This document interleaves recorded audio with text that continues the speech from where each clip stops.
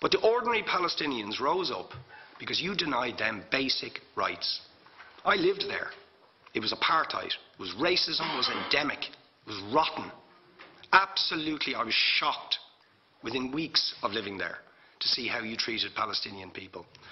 And isn't it the fact that the law of return, which is the basic law of the Israeli state, is a racist apartheid law because it confers rights on Jews that it denies to Palestinians. It allows, for example, if I was Jewish and had never stepped foot in Israel, I could claim citizenship there tomorrow, but 6 million people whose origins are in what you now call Israel, who were forced out in 1947 or 48, do not have that right.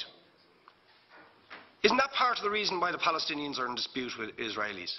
Because you deny them the right to return to their homes and to their land and to their villages, and that they have a legitimate claim, even under international law, to return, but you deny them that right.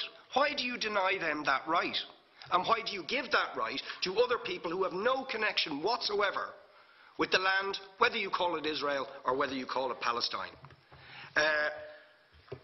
Why do you continue to seize land, if you're serious about Oslo and the two-state solution? Why do you continue to seize land, which under that agreement is land designated to be Palestinian land?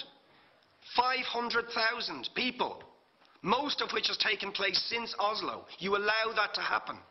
Why do you allow it to happen if you're serious about giving this land to the Palestinians? It's absolutely extraordinary. And it just, are you not just taking us, Ambassador, for idiots? That you can say with a straight face, we're serious about peace, but while we're serious about peace, we're going to seize Palestinian land. And you expect the Palestinians to just sit back and do nothing about that.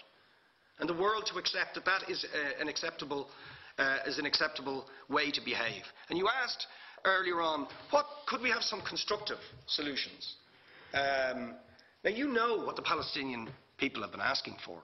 Far less even than some people would ask for. Because I believe the whole apartheid system should be dismantled. But what they've asked for is to lift the siege of Gaza. Just to lift the siege of Gaza. Let them have an airport. Let them have ports. Let them not be dictated to by a government for whom they do not vote as to what can go in and out of their territories, whether they will have power, whether they will have clean water, whether they will have medicine.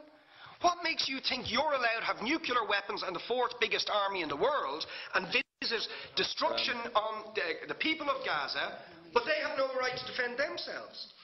They have no territorial sovereignty over that land. Could you ask questions, please? How do you justify that? Yeah. All right. How do you justify those double standards? And very lastly, Ambassador, people like Bishop Tutu, Nelson Mandela, and I would certainly describe your state as an apartheid state, with different laws for people depending on their race or religion. Now, isn't that just the case that, for example, at checkpoints going into the West Bank, there's a channel if you're Israeli or European, and there's a channel if you're Arab? Just because you're Arab. If you came into Dáil Éireann and they stopped you and said, "Are you Jewish?" "Oh no, sir, you can't come in through the same entrance as Irish people or European people because you're Jewish," you would call that racism and apartheid. But yet you practice that. You practice that with your checkpoints and your military barriers and your apartheid wall. How can you justify that?